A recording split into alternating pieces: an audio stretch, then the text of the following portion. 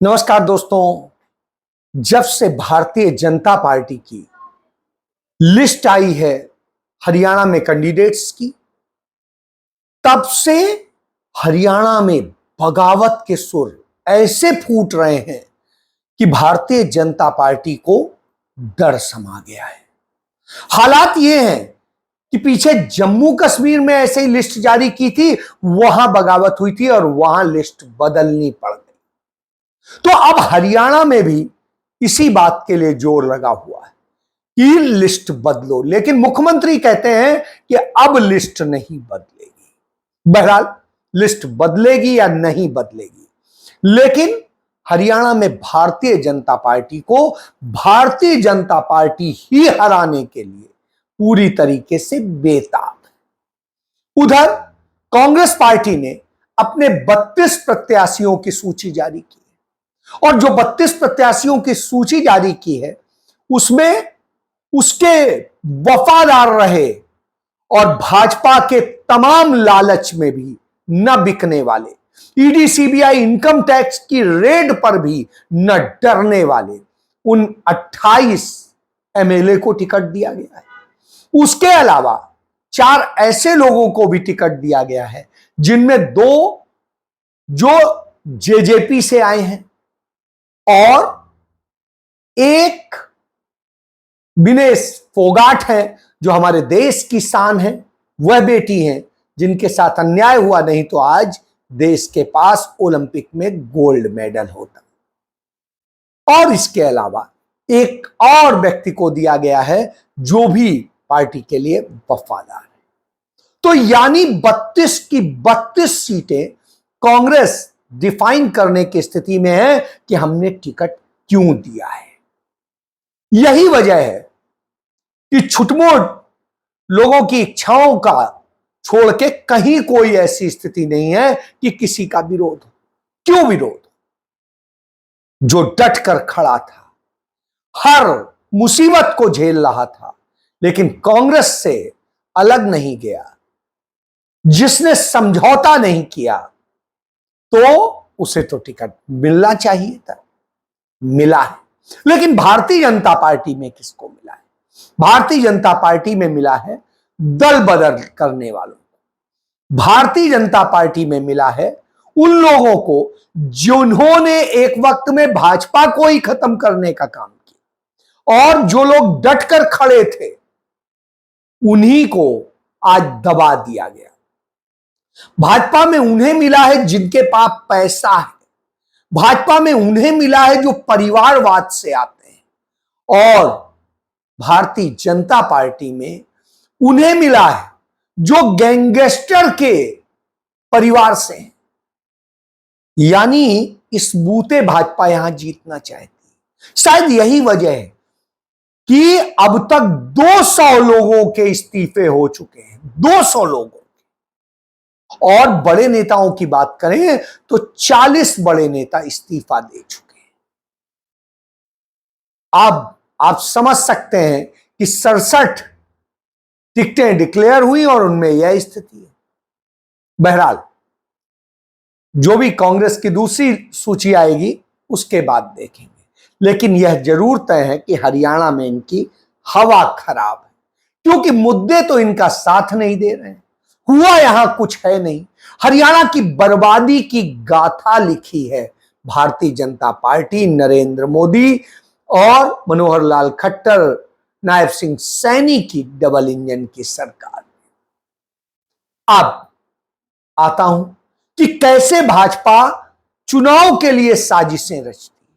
तो इसका एक उदाहरण देखने को मिला केरल में। जिन वामपंथियों को पानी पी पी के गाली देते हैं, उन्हीं पिनराई विजयन के साथ में, जो केरल के मुख्यमंत्री हैं, उनके साथ आरएसएस समझौता करता है कि किसी तरह कांग्रेस को हरवाना है लोकसभा में, और इसके लिए आप हमारा साथ दो, हम आपका साथ देंगे, क्योंकि आप भी को खतरा कांग्रेस से ही है।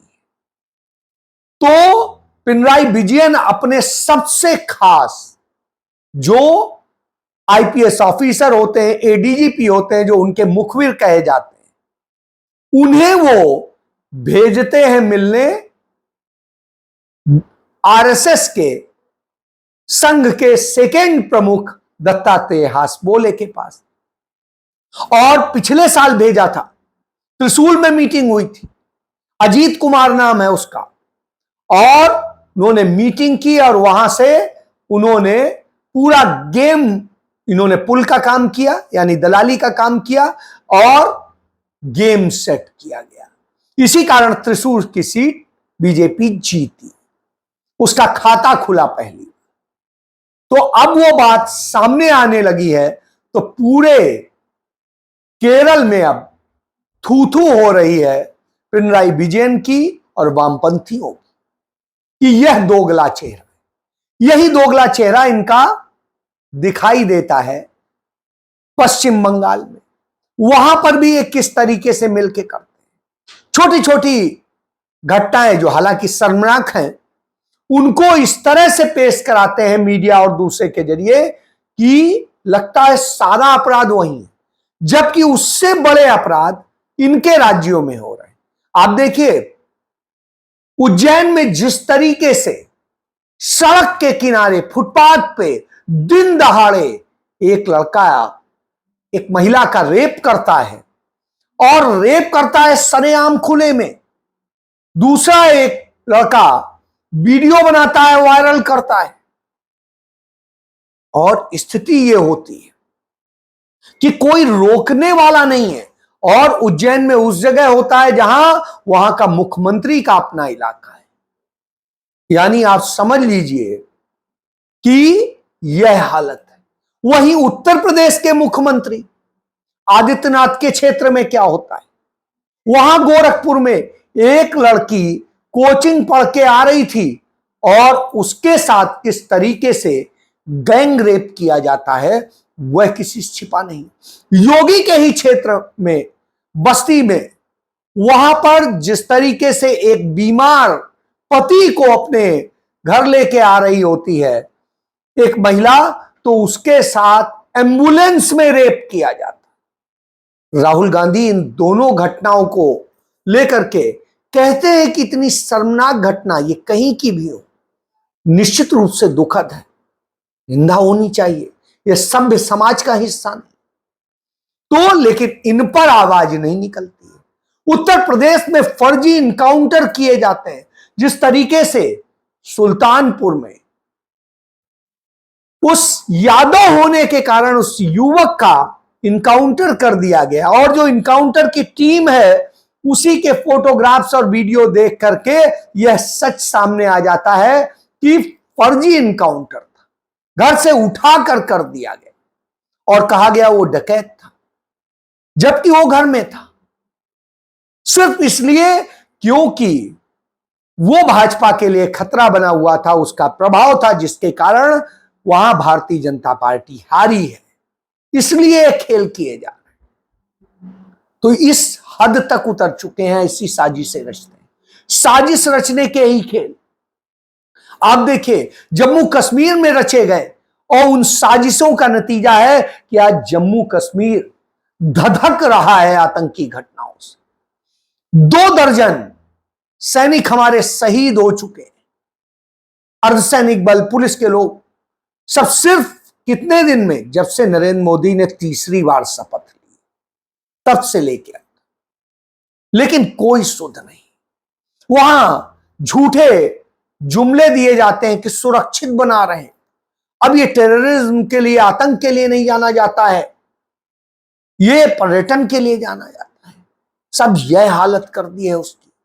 उधर दूसरी तरफ आप देखें, जो मणिपुर है वो लगातार 1.5 साल से जला जा रहा है, और हालत यह है कि वहां अभी परसों वहां पूर्व मुख्यमंत्री के घर पर रॉकेट लॉन्चर से हमला कर दिया जाता है, एक व्यक्ति मर जाता है, और हालत यह होती है कि कोई सुध लेने वाला नहीं, कोई पूछने वाला नहीं। और आज यह हालत हुई कि वहां पर जो वहां के राइफल्स का हेडक्वार्टर था उस पर गोलीबारी हो जाती है, और वहां हमले होते हैं और सब कुछ होता है, 5 लोग मर जाते हैं, 1 दर्जन लोग घायल होते हैं। और इस स्थिति के बाद भारतीय जनता पार्टी का मंत्री मेरठ में कहता है कि महेंद्र सिंह कि नरेंद्र मोदी के 10 साल के शासनकाल में कोई आतंकी घटना नहीं।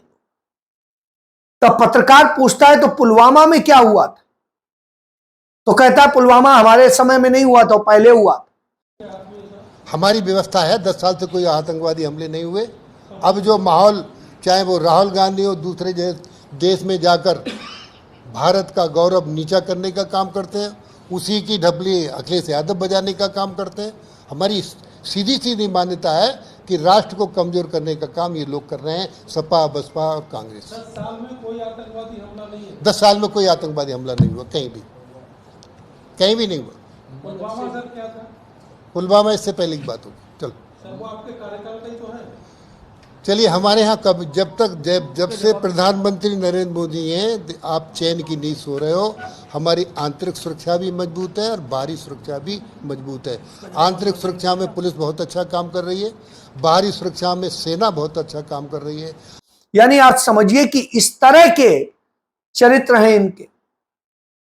इसके अलावा इन्होंने साजिश रची विनेश फोगाट के साथ, और यह साजिश का खुलासा आज हो जाता है उस बात से जो भारतीय कुश्ती संघ का अध्यक्ष संजय सिंह कहता है, जो ब्रजभूषण शरण सिंह का रिश्तेदार है। वो कहता है कि प्रधानमंत्री ने, जब नरेंद्र मोदी ने कहा कि कुश्ती, भारत की कुश्ती ब्रजभूषण शरण सिंह के हाथ में सुरक्षित है, तो उनके खिलाफ साजिश रची गई और उसके बाद में ये सारे आरोप लगाए गए। और ब्रजभूषण शरण सिंह कहता है कि विनेश फोगाट अयोग्य थी, वो इस काबिल ही नहीं थी, वो बगैर उसके गई थी, चीट करके गई थी, फ्रॉड करके गई थी, और इसीलिए वो हारी और उसे हारना ही था। यानी वो जस्टिफाई करते हैं उस अन्याय को। यानी आप समझिए, प्रधानमंत्री का कनेक्शन वहां बताया जाता है, यहां ब्रजभूषण शरण सिंह वही बात कहते हैं।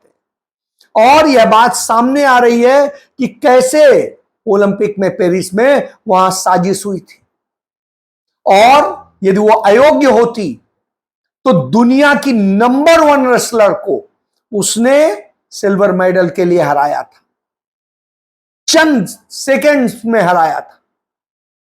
इसके बाद आप समझ सकते हैं कि किस तरीके से साजिश रची जाती है, क्योंकि नरेंद्र मोदी की साजिश तभी बेनकाब हो गई थी कि जब उसके सिल्वर जीतने पर उन्होंने बधाई नहीं दी थी, लेकिन उसके हारते ही चंद सेकंड में उनका ट्वीट आ जाता है। यानी आप पूरे खेल को समझिए, ये खेल है। तो इस तरह से खेल साजिश रची गई थी। तो जब अब विनेश फोगाट को, उसकी लड़ाई को कांग्रेस ने साथ देती है, तो उसको लेकर के कहते हैं वो कांग्रेस का आंदोलन था, ये नहीं था। अरे भाई, चार्जशीट तो मोदी की पुलिस ने की है, दिल्ली की पुलिस तो मोदी की पुलिस है, सीधे मोदी और अमित शाह को रिपोर्ट करती है, सारे सबूत अदालत में आए हैं। वो पुलिस तो पहले एफआईआर भी नहीं दर्ज कर रही थी, वो तो सुप्रीम कोर्ट ने जब कहा तब उसने जांच करी, तब किया, मजबूरी में उसने किया, नहीं तो शायद आपको छोड़ देती। तो यह इस बात का सबूत है कि आप यौन शोषक हैं और आपने यह किया। कांग्रेस ने तो अच्छा किया यदि उसने सपोर्ट किया था, करना चाहिए था, क्योंकि अन्याय के खिलाफ लड़ाई लड़ने में साथ देना गुनाह नहीं, अच्छा होता है। और इसके बाद आप याद करिए कि जिस तरीके से राहुल गांधी से मिली वो, और राहुल गांधी ने उसके इंसाफ के लिए, उसको एक सम्मान दिलाने के लिए टिकट दी कांग्रेस। आज वो लड़ रही है तो उसके चाचा को लगाया जाता है, और वो चाचा कहता है कि विनेश को राजनीति ज्वाइन करनी थी तो भाजपा ज्वाइन करनी थी, जबकि उसी चाचा की बेटी बबीता और वो भाजपा ज्वाइन किए थे, और क्या हुआ था, बुरी तरह हारे थे। सारे खेल को आप समझ, इससे भी ईर्ष्या हो रही। तो राहुल गांधी जब मणिपुर पे अन्याय होता है तो उस पर बोलते हैं, वहां जाते हैं, उनके दर्द को साझा करते हैं, लेकिन नरेंद्र मोदी विदेश घूम रहे होते हैं। जब जम्मू कश्मीर पर आतंकी हमले होते हैं और सब कुछ होता है तो नरेंद्र मोदी बिहार कर रहे होते हैं, ऐश कर रहे होते हैं या विदेश घूम रहे होते हैं। जब विनेश फोगाट के साथ और सबके साथ अन्याय होता है, इस देश के लोगों के साथ अन्याय होता है, बेटियों के साथ बलात्कार होते हैं, तब नरेंद्र मोदी इंजॉय कर रहे होते हैं। लेकिन एक राहुल गांधी, आज ही का दिन था 7 सितंबर 2022, जब राहुल गांधी निकले थे इस देश को नफरत से बचाने के लिए, इस देश में मोहब्बत का पैगाम देने के लिए, इस देश को जोड़ने के लिए।